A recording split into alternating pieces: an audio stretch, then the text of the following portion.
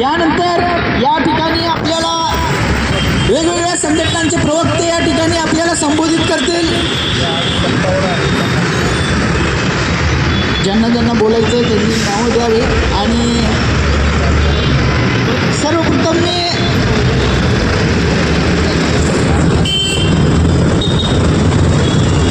आज या ठिकाणी पिंपरी शहर कामगार संघर्ष समितीच्या वतीने सध्या देशामध्ये नोव्हेंबर 2025 पासून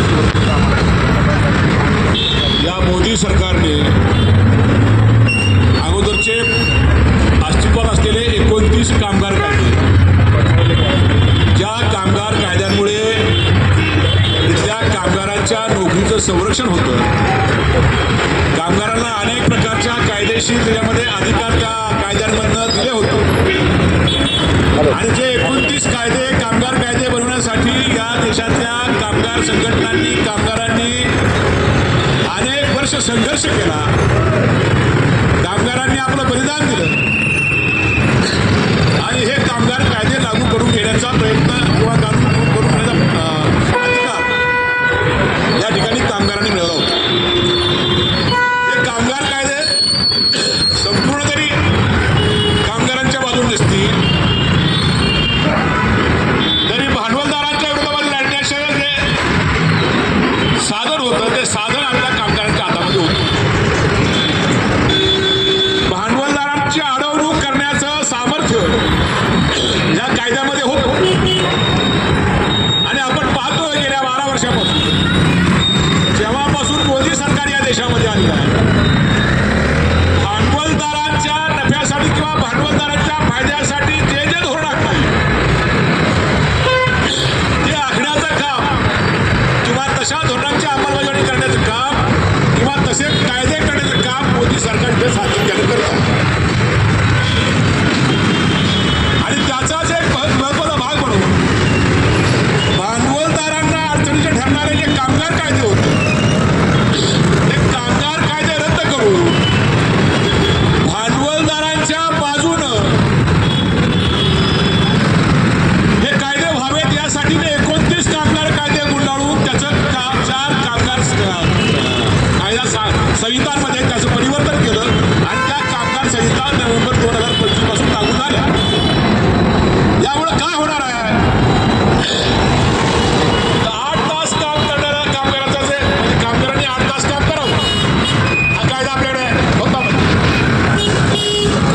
आता या कामगारांच्या तासांचे वाढ झाली, 12 तास काम करावं लागेल. एका शिफ्ट म्हणजे 12 तास काम करावं लागेल. आणि 12 तासानंतर जर काम केलं तर त्याला ओव्हर टाईम केला. पूर्वी 8 तास काम केल्यानंतर 8 तासा पुढचं काम केलं त्याला ओव्हर टाईम मिळत होता. आता 12 तासाची ड्युटी रेग्युलर झाली. दुसरी गोष्ट इथे फिक्स टर्म कामगार कायदा या ठिकाणी आला. म्हणजे आता तुम्हाला जर नोकरीला लागायचं असेल तर पूर्वी कामाला आपण एकदा लागलो की रिटायरमेंटपर्यंत आपण कामावर राहतो. पण आता तुम्हाला कुठलीही कंपनी तुमच्या 2 वर्षासाठी 5 वर्षासाठी 3 वर्षासाठी त्यांना जेवढा वेळ आवश्यक असेल तेवढ्या वेळेसाठी ॲग्रीमेंट करून तुम्हाला कामावर ते घेतील. तेवढं ॲग्रीमेंट संपलं तर तुम्हाला कामावर ठेवायचं की नाही याचा निर्णय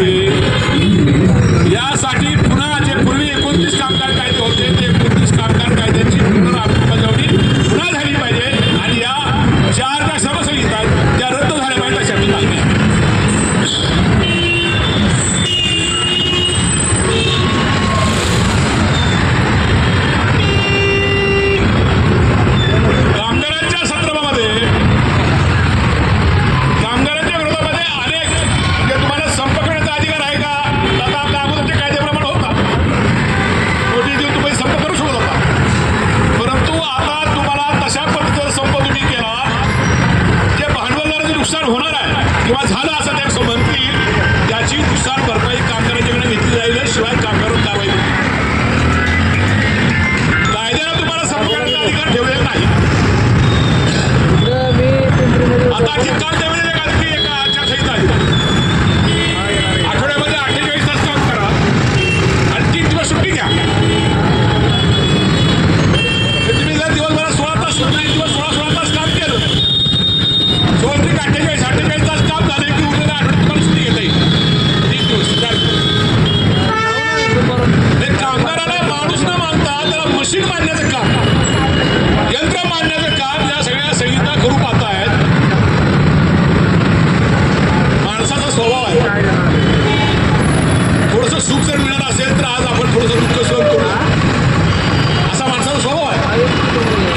3 दिवस सुट्टी मिळत असेल तर 4 दिवसातच मी 7 दिवसाचं काम करतो असं म्हणायचं आणि कामगार काम करेल. आणि 8 तासापेक्षा अधिक काम केल्यानंतर काय श्रम होतात किंवा काय अवस्था होते शरीराची हे जर आपण लक्षात घेतलं, आपण कामगारांना इतके लोक आहोत सगळे, तर आपल्या शरीराची किती झीज होते आणि भारताचे सर्वसामान्य सरासरी आयुष्यमान ते या देशामध्ये माणसाचं आता साधारणपणे आयुष्यमान 68 ते 70 वर्ष आहे सरासरी आयुष्यमान. याची अंमलबजावणी झाली आणि कामगार जर याच्यामध्ये फसला तर सरासरी आयुष्यमान साधारणपणे 55-60च्या पर्यंत येऊ शकतं. या अख्ख्या म्हणजे कामगारांना किंवा नागरिकांना मारण्याचं धोरण या ठिकाणी या सगळ्या ज्या श्रमसंहिता आहेत त्याच्या मार्फत येत आहे. म्हणून आपण त्याचा निषेध करतो आहोत आणि त्याला आपण विरोध करतो आहोत. या आपण निदर्शन करतो त्याच्या आपल्या सगळ्यांच्या वतीने आपली मागणी आहे मोदी सरकारकडे. आता ते किती ऐकतं माहीत नाही, ते मोदी कोणाचं ऐकतच नाही.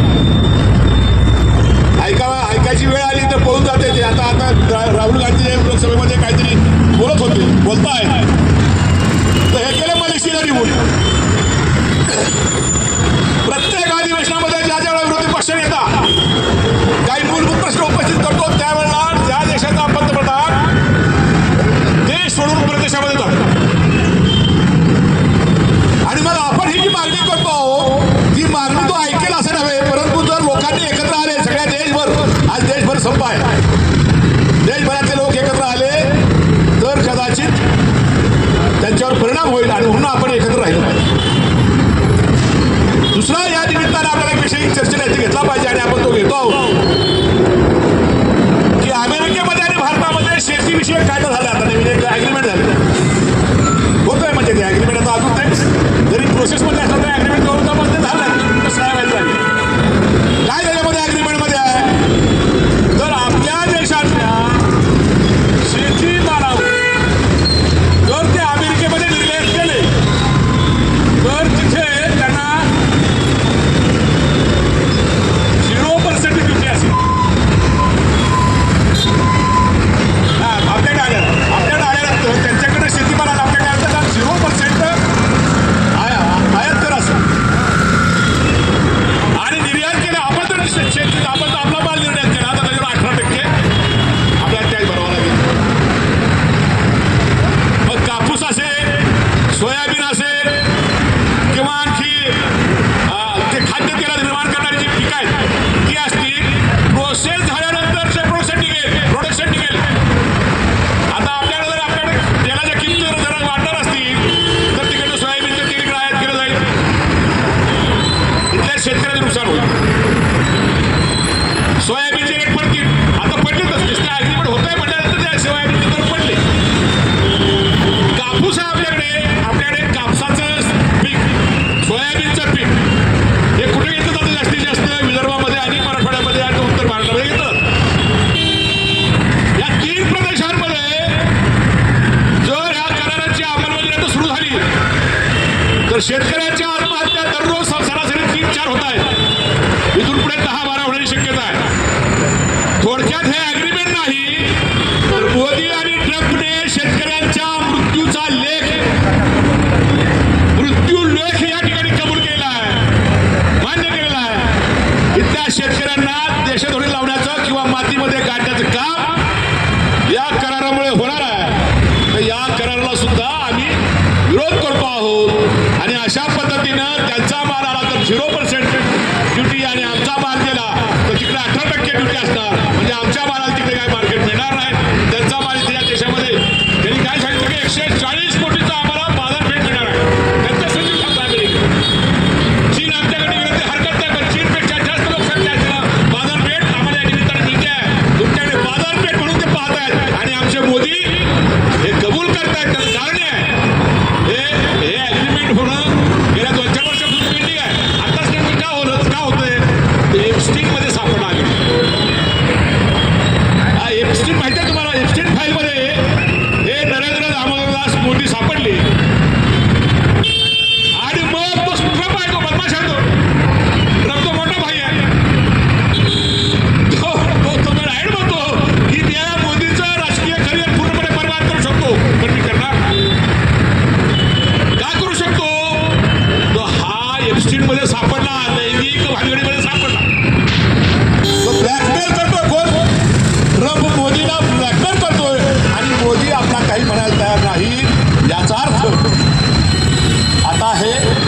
सुद्धा विकायला मागे पुढं पाहणार नाही.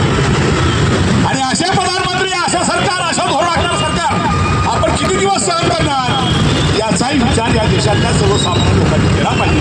शेतकऱ्यांनी, कष्टकऱ्यांनी, मजुरांनी, विद्यार्थ्यांनी का केला पाहिजे. आपण ते म्हणजे आता ह्याचं पाहिजे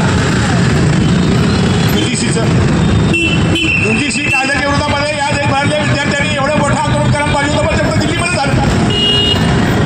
आपल्याला धोके कळत नाहीत, आपण समजून घेत नाही, मला समजत नाही. पण हे धोके आपण लोकांच्या परत केले पाहिजेत. आणि लोकशाहीला लागला जो हा जो कलंक आहे, तो कलंक धुवून काढण्यासाठी म्हणून आपण जे एकत्र आलो, त्याबद्दल पुन्हा सर्वांचा अभिनंदन व्यक्त करतो. आणि आपण या कामगार कायद्याची, जुन्या कामगार कायद्याची अंमलबजावणी पुन्हा करावी, 4 श्रमसंहिता रद्द कराव्यात. त्याचबरोबर अमेरिकेनं आपल्याबरोबर जो शेतीविषयक सत्तामध्ये ॲग्रीमेंट या मोदी आणि ट्रम्पनी केलेलं आहे ते रद्द करावं, अशा पद्धतीची मागणी आणि निवेदन आपण करतो आहोत. धन्यवाद. इन्क्लाब जिंदाबाद. अरे आवाज दो, कामगार एकजुटीचा, कामगार विरोधी मोदी सरकार हणून पाडा. कामगार कायदे लागू झालेच पाहिजे. रद्द झालेले कामगार कायदे लागू झालेच पाहिजे. मनरेगाचा कायदा लागू झालाच पाहिजे. कामगार विरोधी मोदी सरकार हणून पाडा. अरे इन्कलाब जिंदाबाद. यानंतर नॅशनल फेडरेशन फॉर टेलिकॉम वर्कर्सचे अध्यक्ष या ठिकाणी कॉम्रेड SN शिंदे आपल्याला संबोधित करतील.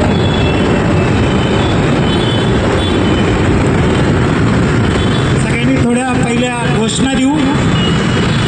अरे दुनिया का मजदूर, अरे दुनिया का मजदूर, अरे हम सब, अरे हम सब, हम सब कामगार एकजुटीचा, कामगार एकजुटीचा. अरे हटाओ हटाओ मोदी सरकार, अरे हटाओ हटाओ, अरे हटाओ हटाओ, अरे हटाओ हटाओ. मुर्दाबाद मुर्दाबाद, अरे मुर्दाबाद मुर्दाबाद. मोदी सरकार, मोदी सरकार, अरे मुर्दाबाद मुर्दाबाद नारा 1985 साली लावला.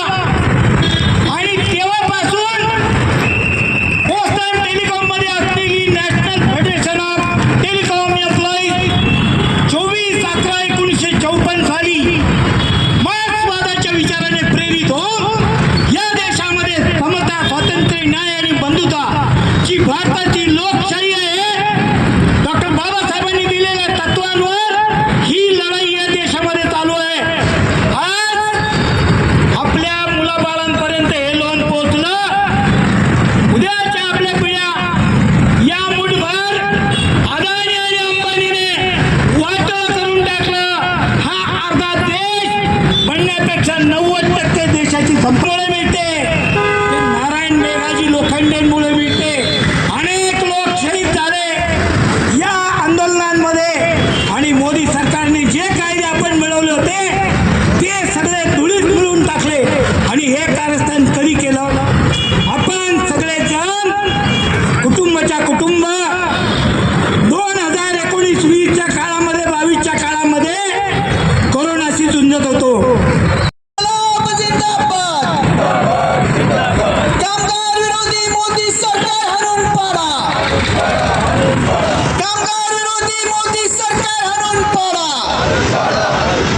कामगारांचे 44 कायदे वापस झालेच पाहिजे.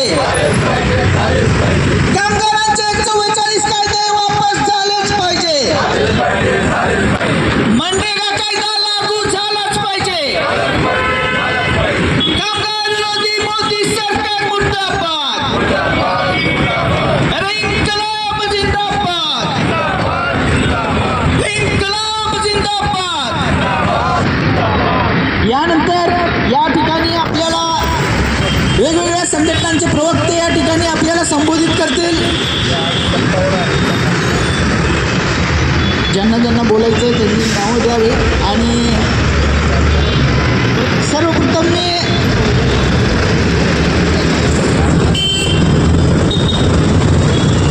आज या ठिकाणी पिंपरी चिंचवड शहर कामगार संघर्ष समितीच्या वतीने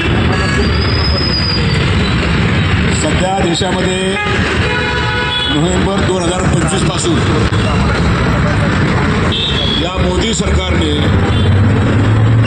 अगोदरचे अस्तित्वात असलेले 29 कामगार कायदे, ज्या कामगार कायद्यांमुळे इथल्या कामगारांच्या नोकरीचं संरक्षण होतं, कामगारांना अनेक प्रकारच्या कायदेशीर त्याच्यामध्ये अधिकार त्या कायद्यांमधनं दिले होते.